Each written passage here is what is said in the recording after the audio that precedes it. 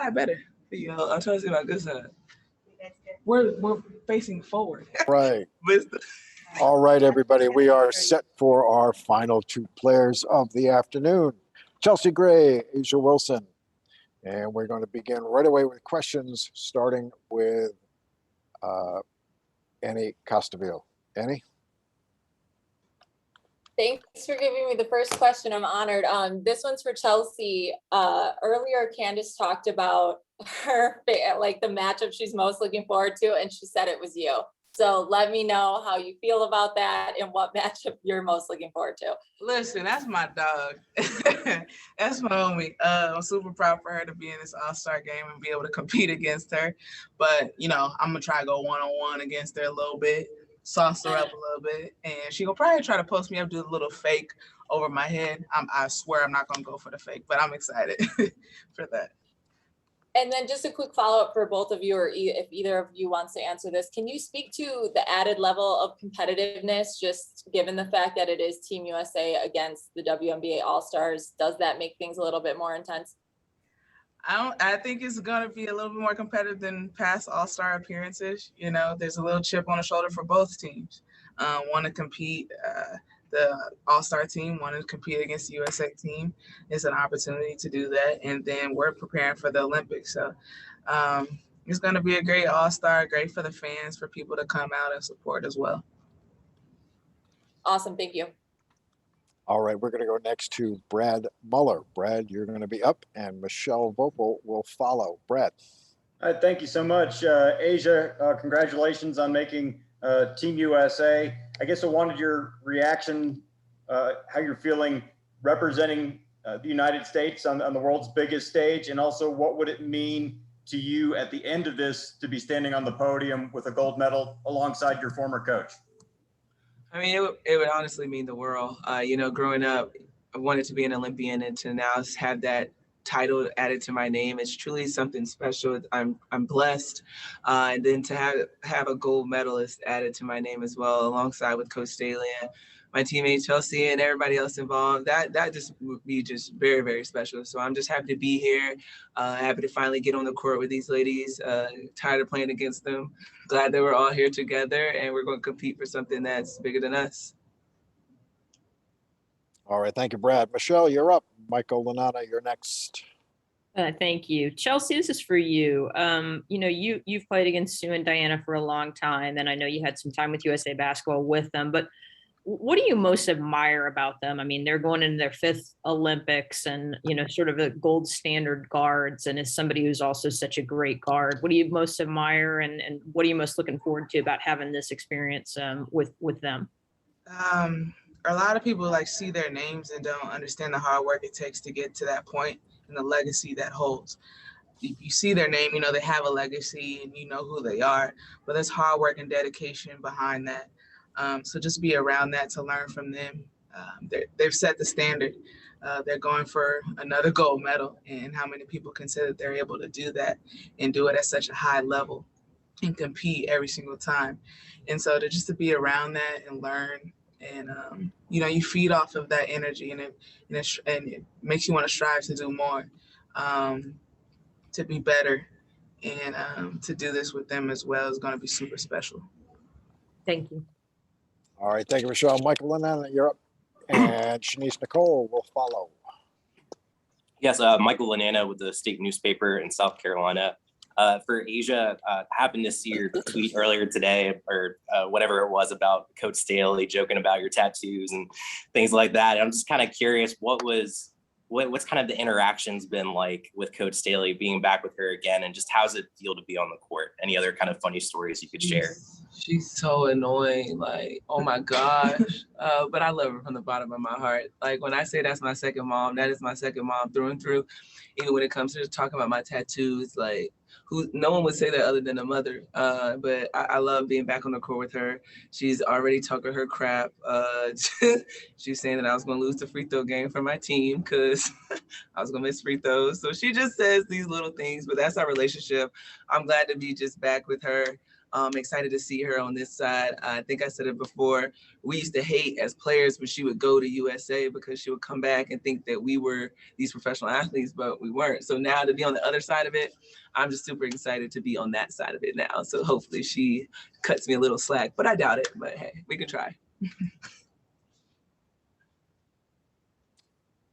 All right, thank you. And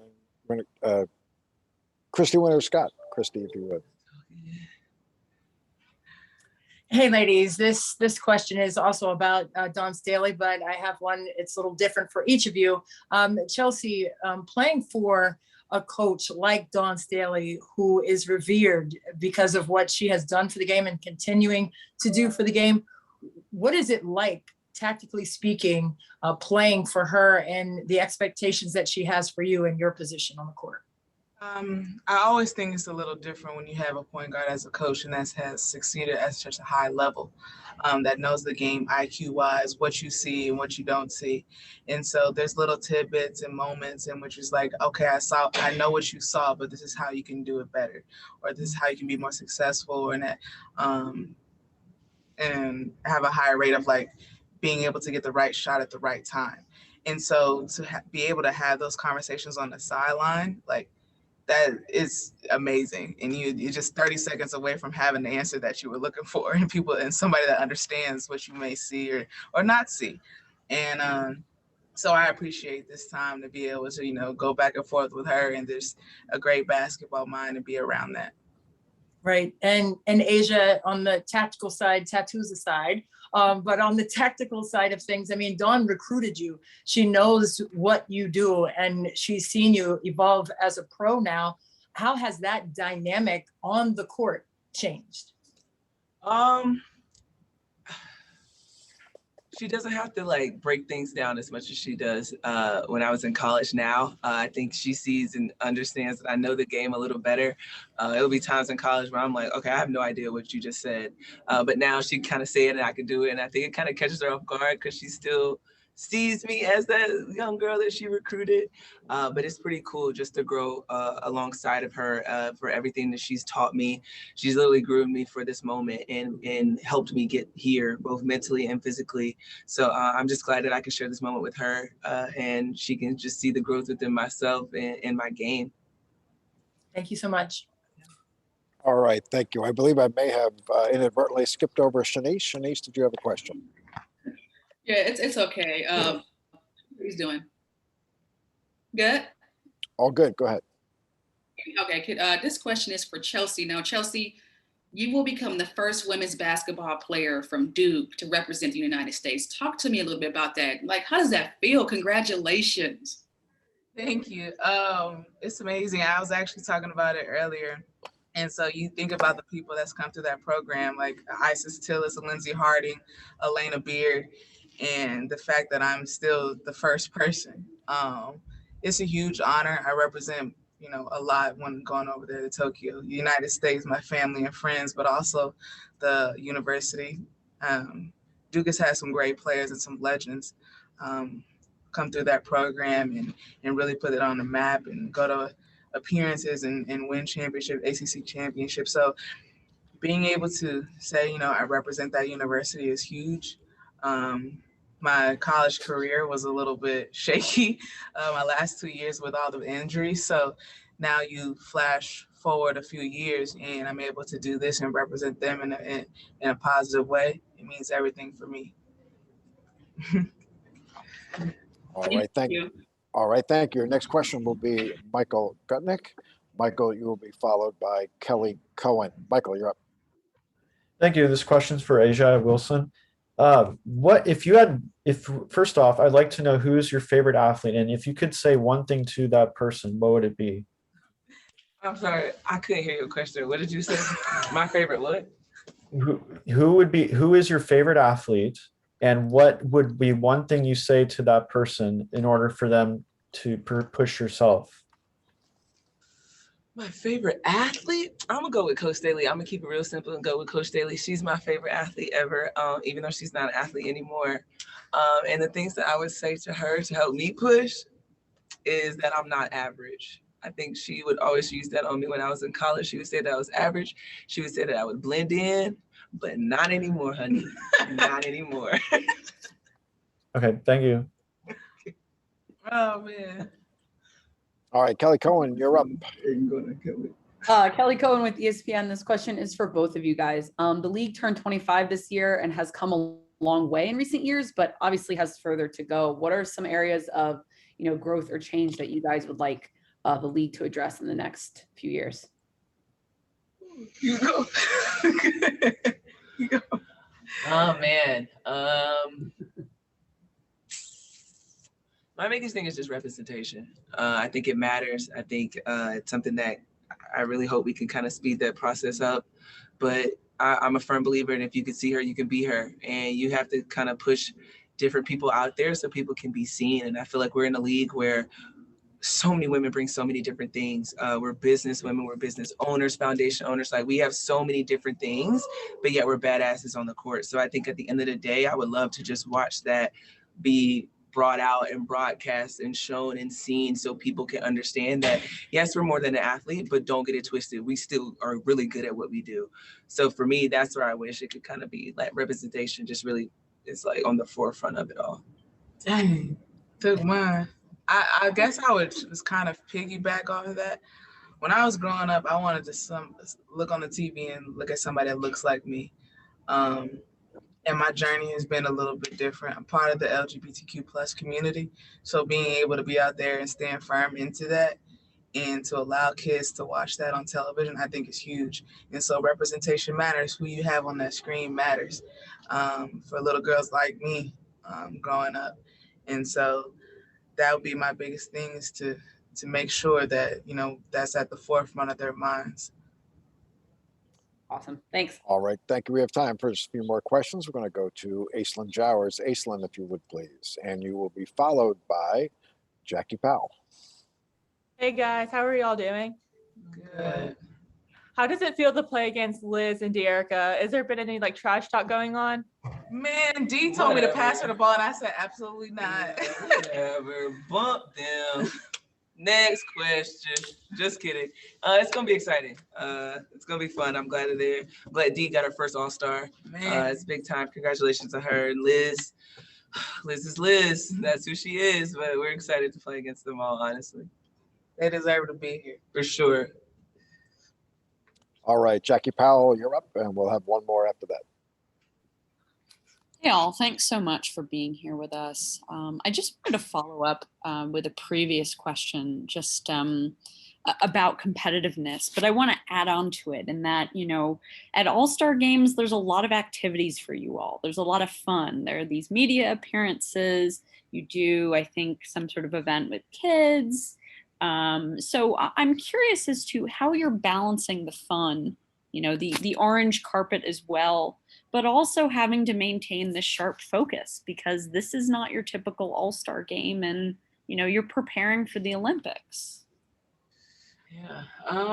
I think Dawn said it before practice. She was like, keep the main thing the main thing. And I think that's important. Like whenever you go to these different appearances and you have fun with it, embrace, a lot of people wish they were in your shoes, but also like we're starting a journey to go get a gold medal. And so I think it's kind of compartmentalizing the different things that we have to do and ask, but also knowing like what our true purpose is of being here. Yeah, I mean, we're professional athletes. I feel like that's our whole world is, like Chelsea said, compartmentalizing our whole lives, like knowing when we can have fun, but also understanding that we have a job that we have to take care of no matter what. So we just kind of go with the flow. And women balance everything in life anyway. So. Period. This is slightly.